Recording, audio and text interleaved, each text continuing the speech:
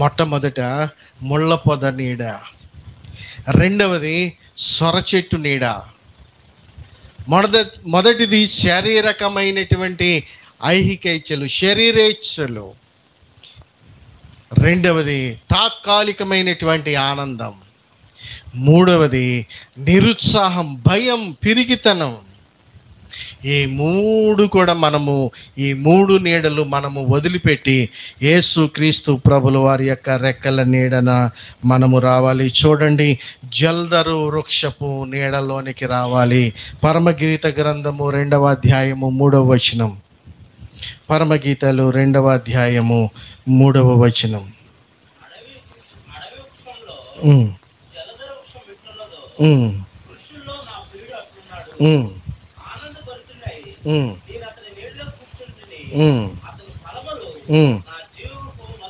స్తోత్రం కలుగును గాక.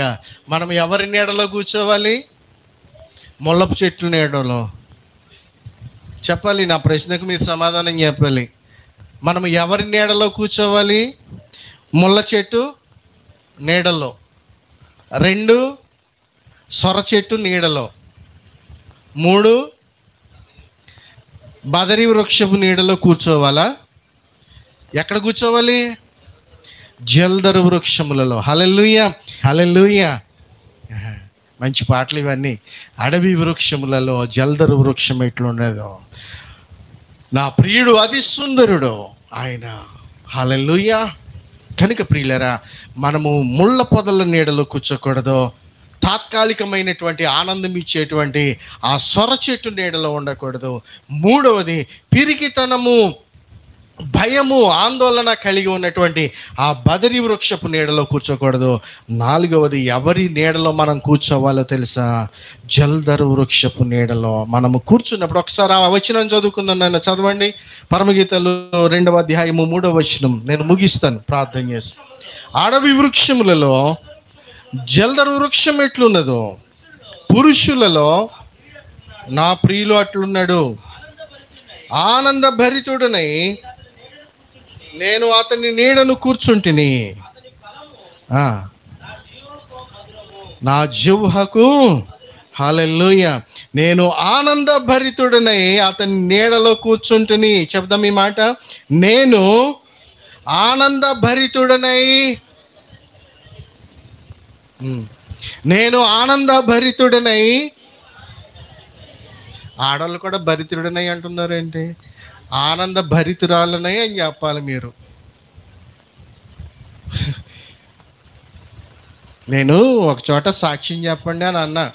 అందరినీ సాక్ష్యం చెప్పమని ఎవరు చెప్తలేదని అందరినీ నుంచోబెట్టేశాను. యూనివర్సల్గా నుంచోబెట్టేసి సాక్ష్యం చెప్పమని నేను చెప్తున్నా, ఇలా చెప్పమని. నేను అని చెప్పి, నేను దేవుని కుమారుణ్ణి, ఇంతవరకు దేవుడు నన్ను కాచి కాపాడాడు అని చెప్పి మా భార్యలను, అంటే ఆడవాళ్ళు ఏమనాలి, భర్తలు అనాలి కదా, వాళ్ళు కూడా మా భార్యలు అంటున్నారు వాళ్ళు. స్తోత్రం కలుగును గాక. ఇప్పుడు చెప్పండి, నేను ఆనంద భరితుడనై, అది లెక్క, జల్దరు వృక్షపు నీడలో కూర్చుందును. హల్లెలూయా.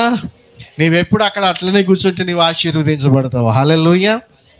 నీవు అక్కడ కూర్చోడానికి ఇష్టపడి దేవునికి నీ ఆత్మ, ప్రాణం, శరీరం సజీవయాగంగా సమర్పించితే నా దేవునికి నీవు సంతోషభరితురాలవై ఉంటావు. హల్లెలూయా.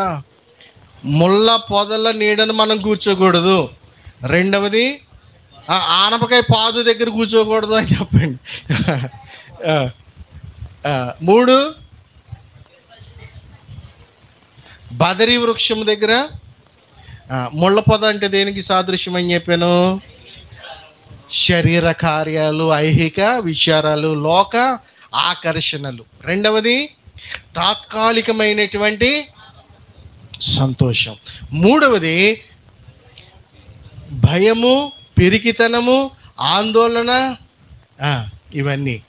నాలుగవది, ఈ మూడు మనం ఎప్పుడైతే విడిచిపెట్టామో జల్దరు వృక్షమైన ప్రభు అయిన యేసుక్రీస్తు పాదాలు చెంత మనము చేరతాం. హల్లెలూయా. ఆయన పాదాలు చెంత మనము చేరి ఆయన సన్నిధిలో మనముంటే మనము ఎప్పుడు ఆనందభరితులమై, ఆనందభరితురాలమై దేవుని సన్నిధిలో దేవునితో కలిసి ఆనందిస్తాం. అటువంటి కృప పరిశుద్ధాత్మ దేవుడు మనకు దయచేయునుగాక. అందరూ మోకరించండి, ప్రార్థన చేస్తున్నాను. ప్రభా, నేను నీ పాదాలు చెంత చేరి సంతోషించాలని ఇష్టపడుతున్నానయ్యా. ముళ్ళ పద పక్కన నేను కూర్చోవాలని ఇష్టపడలేదు. నాకు సొర చెట్టు నీడలో ఉండడానికి నాకు ఇష్టం లేదయ్యా. బదరి వృక్షం దగ్గర ఉండడము నాకు ఇష్టం లేదయ్యా. జల్దరు వృక్షమైనటువంటి నీ నీడల్లో నేను నీ ఆశ్రయాన్ని కోరుకుంటున్నాను ఈ ఉదయకాల సమయంలో అని చెప్పి 2 నిమిషాలు అందరూ కూడా ప్రార్థన చేసుకోండి. అందరూ కూడా ప్రార్థన చేసుకోండి. అందరూ కూడా యేసు రాజా నీకు స్తోత్రం. మేము ఇంకా ఒకవేళ ఐహిక విచారముల వైపు, లోక సాంప్రదాయాల వైపు, లోక కార్యాల వైపు మేము ఆకర్షితులమై ఉంటే, వాటి నీడను మేము ఆశ్రయిస్తూ ఉంటే దయచేసి వాటి నుండి మమ్మల్ని తొలగించండి ప్రభు. ఒకవేళ తాత్కాలికమైనటువంటి ఆనందం కొరకు మేము పరిగెడుతూ ఉంటే ఆ తాత్కాలికమైనటువంటి ఆనందాన్ని మేము పరిగెత్తకుండా మమ్మల్ని చేయండి ప్రభు. ఒకవేళ పిరికితనం, ఆందోళన, భయం మాలో ఉంటే వాటిని తొలగించండి ప్రభువా.